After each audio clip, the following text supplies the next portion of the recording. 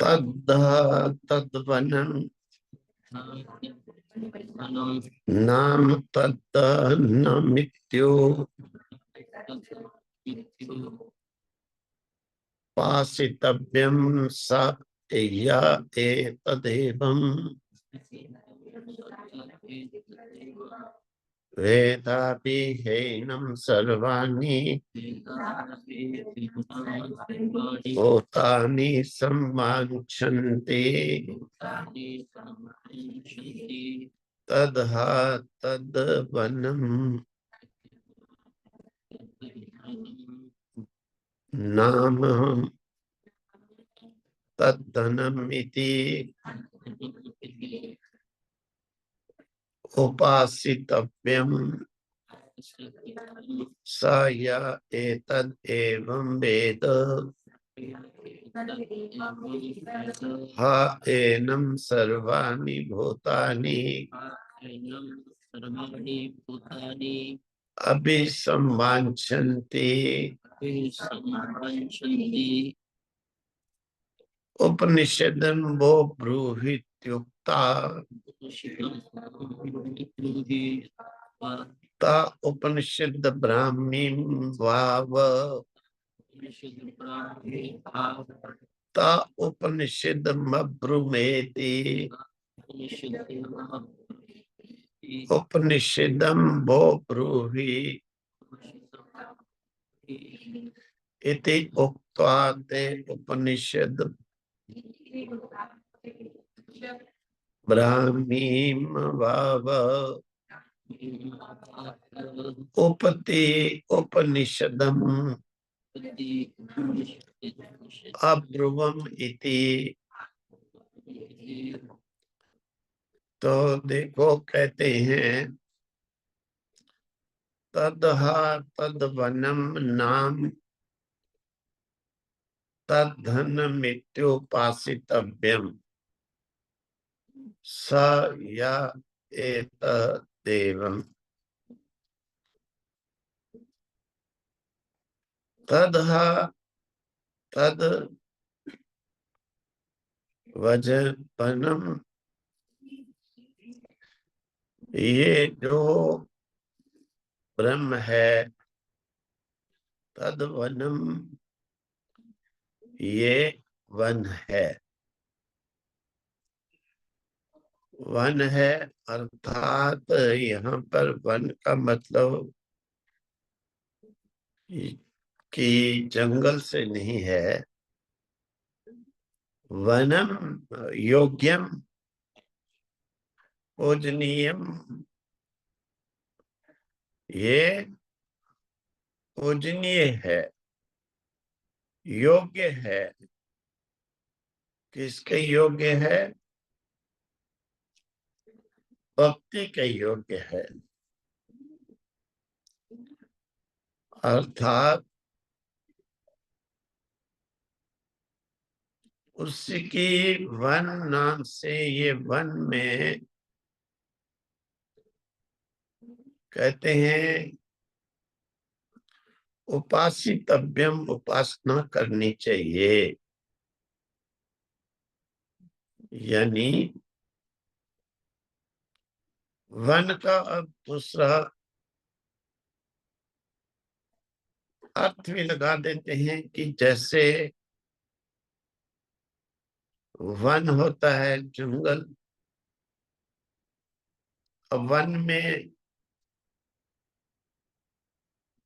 कोई भी नहीं रहता है, केवल पेड़ ही पेड़ पेड़ ही पेड़। तो जहां पर कोई भी ना हो वहीं पर इसकी उपासना करनी चाहिए। यानी ब्रह्म वनम ब्रह्म वन है। जैसे आम के पेड़ जहां पर ज्यादा होते हैं तो कहते हैं आम्र वन। इसीलिए कहते हैं जहां पर ब्रह्म हो परिपूर्ण व्यापक, उसको कह देते हैं ब्रह्म वन। तो ये सारा ब्रह्मांड ब्रह्म वन है, यानी ब्रह्म इसमें व्यापक है और केवल ब्रह्म ही ब्रह्म है, ये बात नहीं है।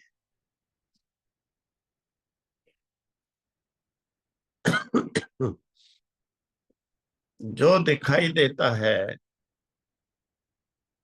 सारा का सारा, हम इसे मानते हैं कि ये अलग अलग है, ये अमुक है, ये अमुक है। तो ये हमारा अमुक अमुक कहने का तात्पर्य कि हम उसे ठीक से नहीं जानते हैं, तब ही हम ऐसा कहते हैं।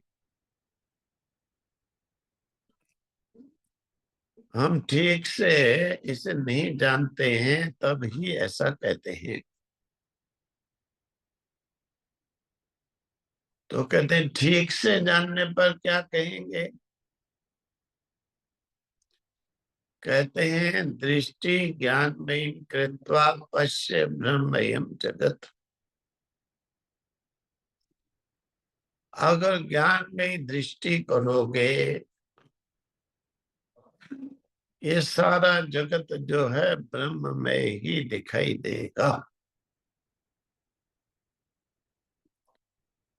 दृष्टि ज्ञान में कृत्वा पश्य ब्रह्मयम जगत। ज्ञान में दृष्टि करेंगे तो सारा जगत ब्रह्ममय दिखाई देगा। तो फिर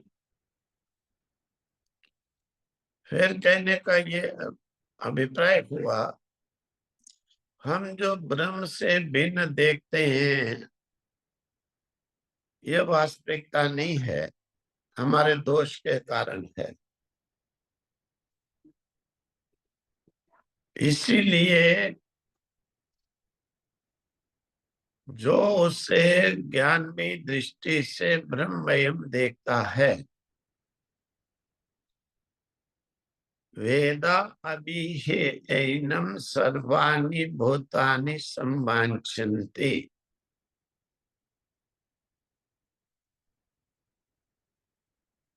तो इसी प्रकार से उसकी उपासना भी करनी चाहिए। किस प्रकार से उपासना करनी चाहिए? और कुछ न देखकर न समझकर, ब्रह्म स्वरूप समझ करके इसकी उपासना करें। ब्रह्म वन है,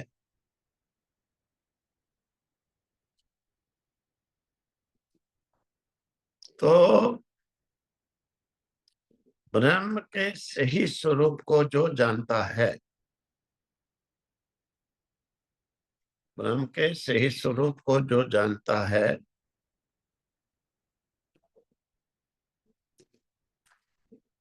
वो हाँ निश्चय ही एतत् सर्वाणि भूतानि अभी संविच्छन्ति। ये सब भूत जो प्राणी हैं ये उसको संवांछन्ति, चाहने लग जाते हैं,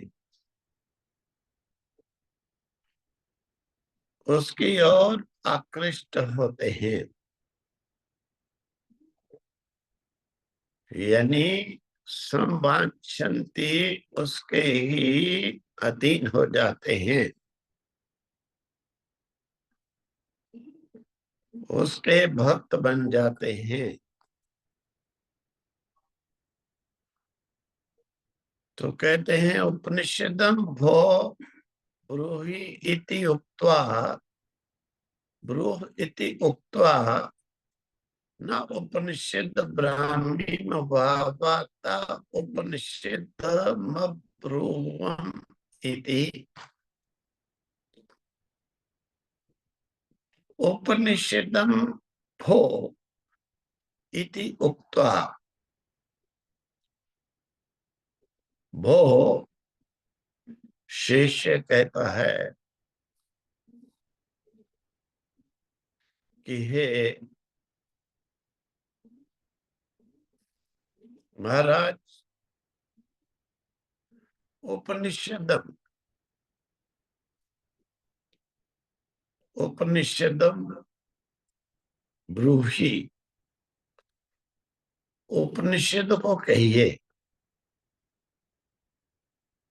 उपनिषद को कहिए, उपनिषद का उपदेश दीजिए। तो उसके प्रति गुरु कहता है कि देखो, उपनिषदम अब्रुवम इति, इति मतलब ये उपनिषदम अब्रुवम, उपनिषद का ज्ञान मैंने कह दिया, उपनिषद का मैंने उपदेश कर दिया। हमने तुझे ब्रह्म संबंधी उपनिषद का उपदेश दे दिया है।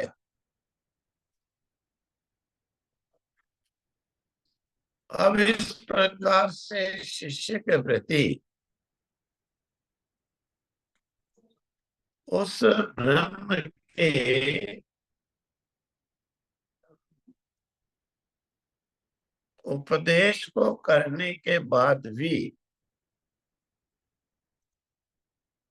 शिष्य का इस प्रकार से कहना, इस प्रकार से कहने का अभिप्राय है कि शिष्य ने अभी उसे समझा नहीं है,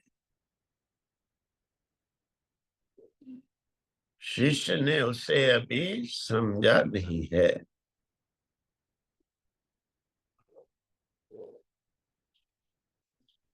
क्योंकि जब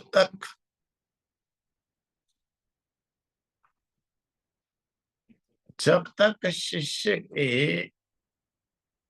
ब्रह्म के प्रति ब्राह्मी बुद्धि नहीं बनती, दृष्टि नहीं बनती, तब तक शिष्य नहीं पहचानेगा। ब्राह्मी बुद्धि, फिर उसके साथ में ग्राह्य बुद्धि। ब्रह्म तो है ही है, ब्रह्म वन इसीलिए कहा है कि ये ब्रह्म वन है, यानी ब्रह्म ही ब्रह्म इस जगत में है। परंतु फिर भी शिष्य कहता है कि ब्रह्म का उपनिषद यानी मुझे उपदेश दीजिए। इसका अभिप्राय ये हुआ कि शिष्य ने अभी इसे ब्राह्मी बुद्धि से ग्रहण नहीं किया। तो ये क्या होता है कि जब कोई न कोई आवरण होता है,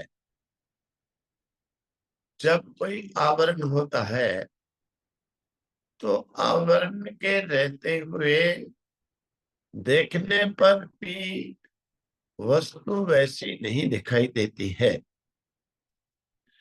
जैसे एक पेटिका में बंद कर दें, पेटी में बंद कर दें किसी वस्तु को तो पेटी दिखाई देगी, वस्तु नहीं दिखाई देगी।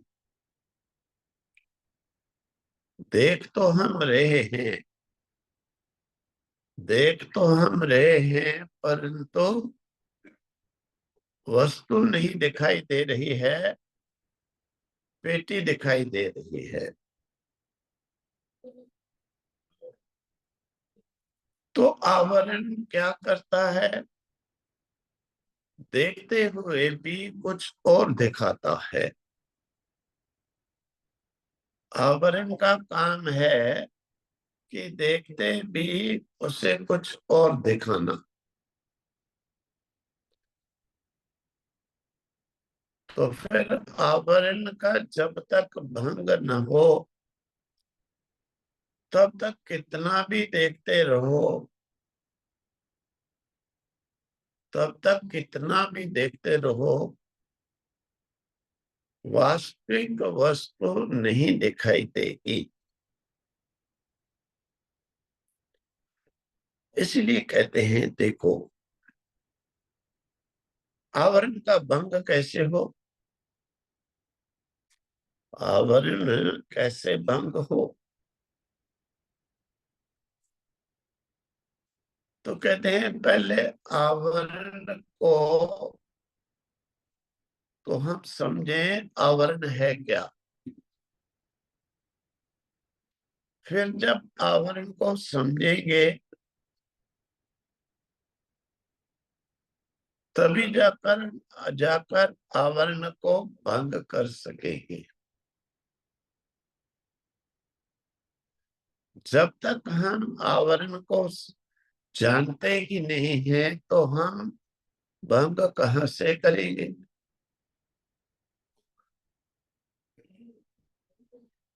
मतलब क्या, जैसे कहते हैं